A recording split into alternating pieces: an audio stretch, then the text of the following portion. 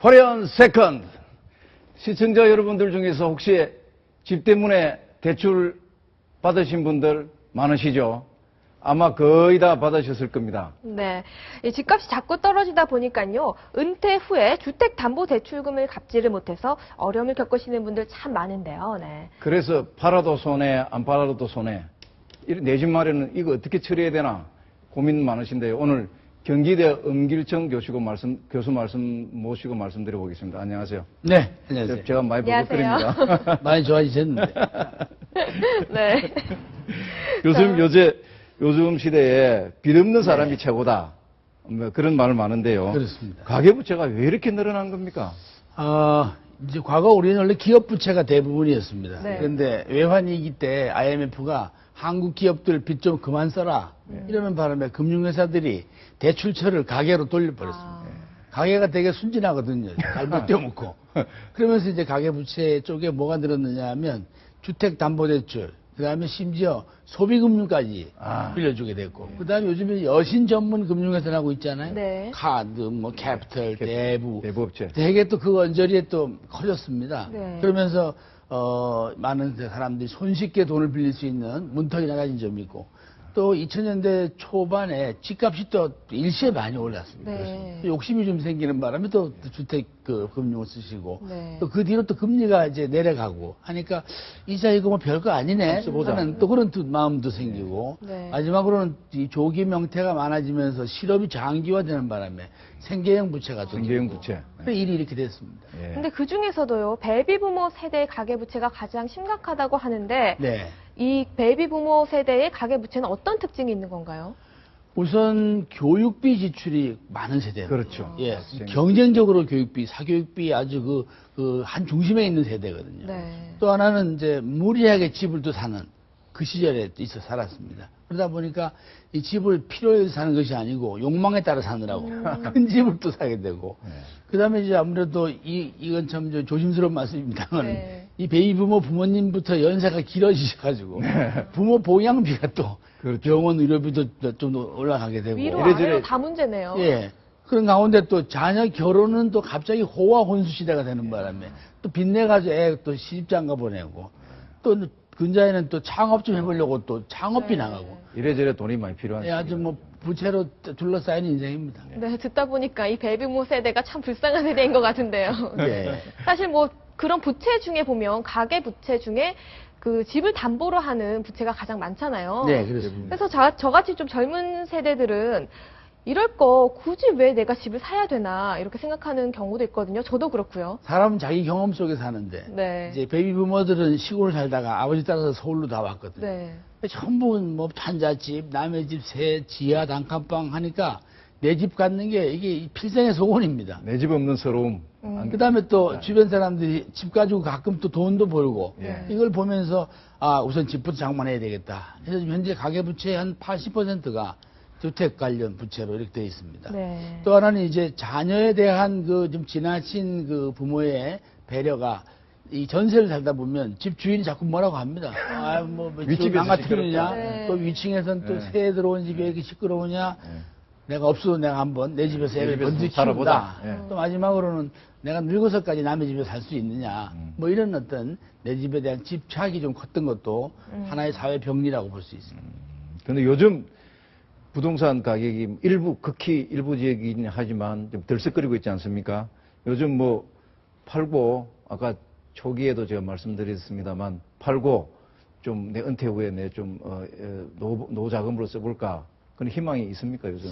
뭐 아시겠습니다만 우리 경제 자체도 이게 L자형 바닥이라서 장기형. 말씀드리기가 조심스럽지만은, 네. 뭐 제가 조심스럽게 바닥은 온 것 같다 하는 생각이 드는 것이 첫 번째 신호가 되게 경매에서 오거든요. 네. 최근에 그 경락 가격이 조금 이제 호전되는 측면이 있습니다. 다음에 일부 지역에 금매가 좀 사라지는 측면이 있고, 또 전세값이 오르면 조금 있다가 집값이 조금 밀려 올라가는 그런 또 측면이 있어요. 되게 저 세 가지가 사전 신호입니다. 이 네. 셋이 지금 동시에 나타나고 있어서 제가 봐서는 장기적으로 바닥권에 들어온 게 아닌가 조심스럽게 생각합니다. 이게 책임은 김 부장님, 김 부장 프로니까. 모든 투자는 자기 책임입니다. 네. 그런데 또 하나 드릴 말씀은 네. 이 돈을 풀고 쪼이는 한국은행에서는 예. 아직은 비관적인 견해를 내고 있어서 아. 또 신중하셔야 될 것이 여기서 비관적으로 본다는 얘기는 주택융자 한도 안 풀어준다 이런 뜻이거든요. 한국은행은 원래부터 그 기관 성격 자체가 굉장히 보수적이고 안정적으로 이렇게 전망도 하고 그런 그렇기도 합니다만은 이례적으로 네. 주무장관인 국토해양부 장관이 바닥이라는데 한국은행이 아직은 아니다 이 얘기는 있는 돈으로 하려면 하고 네. 저거 추가적으로 주택융자 한도는 늘지 않을 거라는 신호라고 보시면 돼요. 그래도 네. 누군가가 이제 바닥이다 좀 권위 있는 사람이 하는 것은 청신호인 것 이건 뭐 아주 같습니다. 예. 근한 2년 만에 처음 듣는 네. 거의 오랜만에 듣는 이야기입니다. 그렇습니다. 예. 사실 근데 요즘처럼 이렇게 뭐 좀 나아질 기미가 조금 있다고 하더라도 어쨌든 지금처럼 경기가 안 좋을 때는요. 네. 어쩔 수 없이 대출을 받을 수밖에 없는 그런 상황이 올 수도 있거든요. 그렇습니다. 이럴 때 좀 대출을 받을 때 좋은 방법이 있다면 어떤 방법이 있을까요? 뭐 지혜가 좀 필요한 건데 늘 우리가 이 대출이라고 하는 것은 자기 연간 소득의 15% 이내에서 원리금이 나가도록 네. 이게 되게 그 재무적으로 좀 안전하다고 말할 수 있고 만일 여기서 집을 바닥 심리니까 꼭 필요한 분은 살 수도 있습니다. 네. 이럴 경우 주택융자는 자신의 안정된 소득이 있는 분들 내 월급으로 이걸 원리금을 갚을 수 있는 분 이런 분들이 우선 손을 검토하시면 좋고 창업을 위해서 만일에 네. 돈을 좀 빌리고 싶다라고 할 때는 호황기에는 한 반반, 내 돈 반, 은행 돈 반 네. 하면 좋지만 지금 이 불황기입니다. 이럴 때는 한 30% 이내로 창업비를 좀 빌리시는 게 좋겠다는 생각이 들고 만기로는 주택융자는 최소한 10년 이상, 사업비는 3년 이상 좀 빌릴 수 있는 곳을 택하시는 게 좋겠습니다. 네, 그렇군요. 그럼 지금 뭐 아까 말씀하셨는데 주택 가격이 조금 뭐 오를 조짐은 보이지만 본격적이지는 않고 그죠? 네. 이미 애물단지가 돼버린 경우가 많은데 지금 당장 좀 살 때보다는 가격이 떨어진 상태일 겁니다. 대부분 그렇습니다. 그죠? 네. 그래서 지금이라도 당장 손해를 좀 보더라도 파는 게 대출을 생각하면 파는 게 맞을까요? 아니면은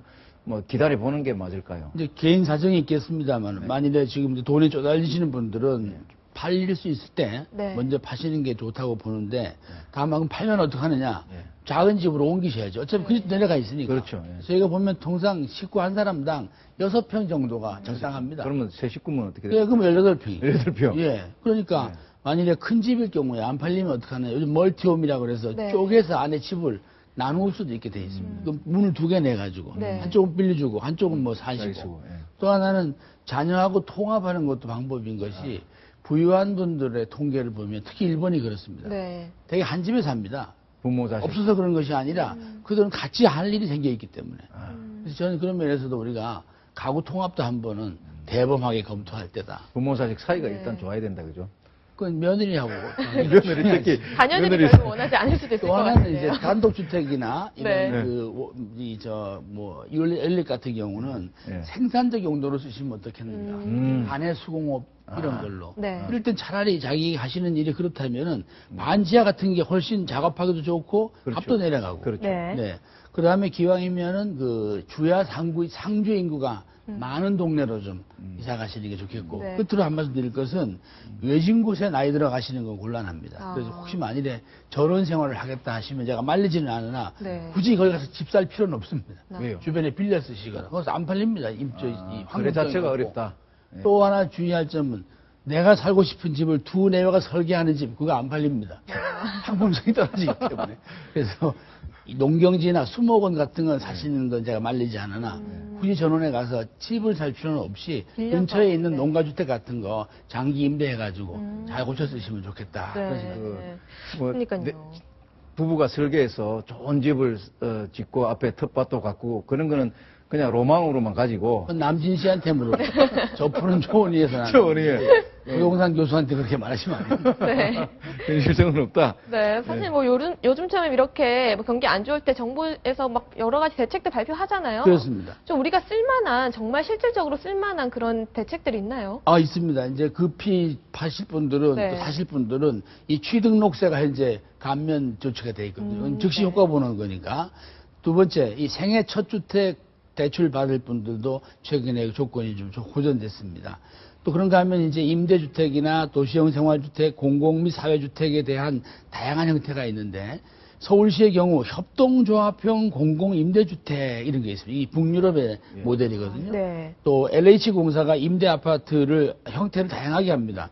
그러니까 처음에는 임대를 가지만 나중에 분양가를 분납해서 네. 내 것만 분납 임대형이라는 게 있고 토지 임대, 땅만 빌리고 건물은 내 거가 되는 토지 임대부 주택, 또 장기 전세, 살다가 바꿔주는 장기 전세형 분양주택 이런 것들은 지역에 따라서 아주 제가 볼 때 좋은 그 제도라고 보고 아주 일부 지역은 미분양 아파트에 대한 그 혜택도 있는데 네. 그런 경우도 미분양을 사서 손해는 크게 안 보는 선례가 있습니다. 미분양 같은 경우에는 좀 사는 것도 나쁘지 않다 이렇게. 근데 최근에 거기 세제 혜택이 들어와 있거든요. 네. 정책 이름들이 대체로 좀 어렵고 복잡하기는 합니다만 뭐든지 내용은- 그렇습니다. 좋은 예. 말씀인데 복잡하고 어려운 얘기일수록 효과 있습니다.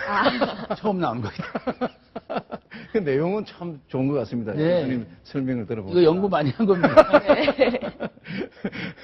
근데 교수님 이제 오늘 진짜 좋은 말씀 많이 해주셨는데 정리하는 겸 예. 해서 집을 살아야 할지 말아야 할지 고민하시는 분들을 위해서 은길청의 오늘의 한 수 들려주시죠. 예. 먼저 드리고 싶은 말씀은 향후에 주택으로 돈 벌 가능성은 없습니다. 별로 없다. 집은 이제 사랑하시고 고쳐 쓰시고 사는 재미로 사시면 좋겠다 싶고 꼭 필요하시면 대출은 한 30% 이내에서 네. 하시면 좋겠다. 그리고 반드시 기간은 한 10년 정도 하시되 잘 골라보시고 금리는 연 3%를 초과하지 않는 조건이면 좋을 것 같습니다. 또 하나는 이제 한 동네에서 오래 사셔야 되는 정주행 사회입니다. 네. 그래서 직장으로부터 일터로부터 멀지 않은 곳에 사셔야 합니다. 20분 내지 30분 정도 거리에. 또 가급적 초등학교는 가까이 있는 게 가격에 영향을 많이 주고 끝으로 공원도 꽤 중요한 요소입니다. 네, 알겠습니다. 오늘 주옥과 같은 말씀 감사합니다. 예. 지금까지 경기대 은길청 교수와 이야기 나눠봤습니다. 예. 예, 저희들이 오늘 준비한 내용은 여기까지입니다. 요즘 단풍이 절정입니다. 홍씨가 익으면 부모님 생각이 난다 이런 말이 있습니다. 부모님 더 늙으시기 전에 아직 다리에 힘 있을 때 내장산 단풍 구경이라도 한번 보내드리면 어떻겠습니까? 그렇지 않으면 나중에 후회합니다. 아니면 부부나 친구끼리 가까운 산이나 노랗게 물든 은행나무 가로수 길이라도 함께 걸으면서 오손도손 가을 이야기 해보는 게 어떻겠습니까? 꼭 돈이 많아야 단풍 구경하는 것은 아니지 않습니까? 예, 시청해 주셔서 대단히 감사합니다. 내일 뵙겠습니다.